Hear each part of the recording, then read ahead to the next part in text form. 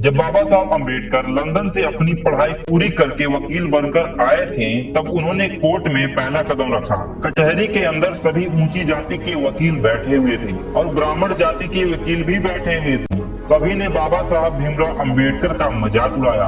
देखो देखो, ये महार जाति का नीच जाति का एक अछूत तैयार होकर आया है, जैसे कानून का यही रखवाला हो। दोस्तों, यह एक सच्ची घटना है जो बाबा साहब के जीवन में घटित हुई थी, इसलिए वीडियो के एंड तक बने रहिए।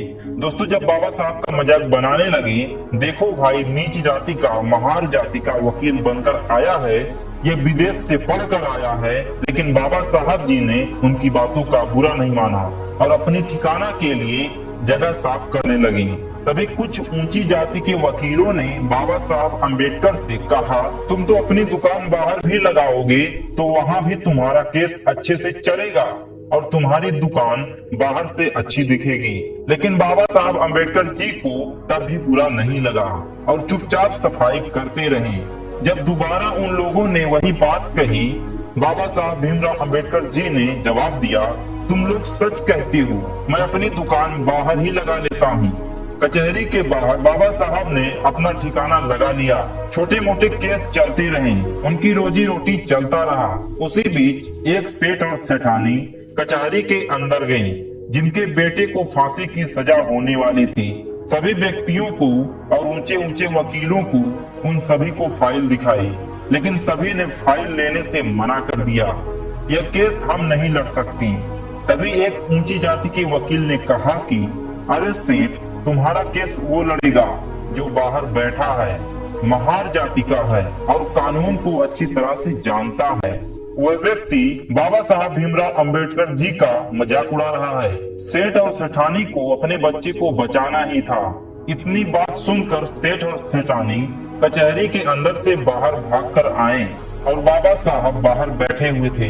बाबा साहब अम्बेडकर जी के चरणों में गिर पड़े और कहने लगे, हे वकील, मेरे बच्चे को बचा लो। बाबा साहब कहने लगे, सेठ और सेठानी, मैं एक नीची जाति का व्यक्ति हूँ, एक अछूत हूँ, मैं आपके बेटे को कैसे बचा सकता हूँ। लेकिन सेठ और सेठानी ने बाबा साहब का शक्ल देखने लगे और कहने लगे, नहीं, आप ही हो जो मेरे बच्चे को बचा सकते हो, आप ही मेरे कर्ता धर्ता हो जो मेरी मदद कर सकते हो।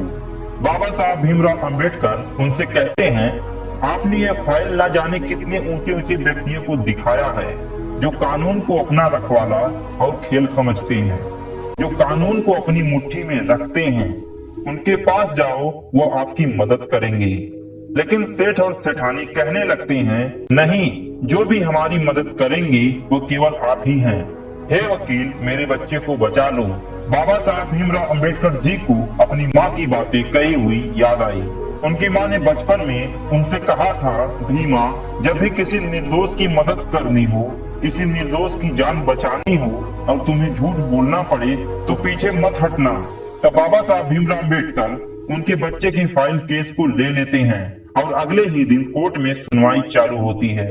दोनों पक्ष के वकीलों ने अपनी अपनी दलाली पेश की, लेकिन बाबा साहब ने कोई भी दलाली पेश नहीं की। जब जज साहब अपना फैसला सुनाने वाले होते हैं, तब जज साहब भीमराव अम्बेडकर की तरफ देखते हुए कहते हैं, तुम अपनी सुनवाई में कुछ नहीं कहोगे, तुम कुछ पेश नहीं करना चाहते। बाबा साहब मना कर देते हैं और कहने लगते हैं, तुम अपनी सुनवाई और अपना आखिरी फैसला बताओ, मैं कुछ नहीं बताने वाला। जज साहब ने उस सेठ और सेठानी के बच्चे को फांसी की सजा दे दी। सेठ मन ही मन सोचने लगा, मैं किस आदमी के बच्चे को केस की फाइल दे दी।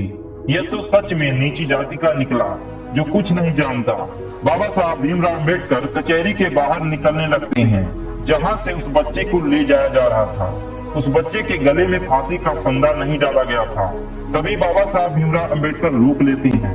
फांसी का फंदा डाला जा रहा था, तभी बाबा साहब भीमराव अम्बेडकर कहने लगते हैं, सुनिए जज साहब, तुमने फांसी की सजा दी थी, मौत की नहीं। उसी समय से जब भी किसी को फांसी की सजा दी जाती है तो कहा जाता है सजाए मौत। इसीलिए संविधान किसी भी निर्दोष, किसी भी खूनी को एक मौका देता है अपने आप को सुधारने का। दोस्तों, ये कहानी आपको कैसी लगी मुझे कमेंट में जरूर लिखिएगा।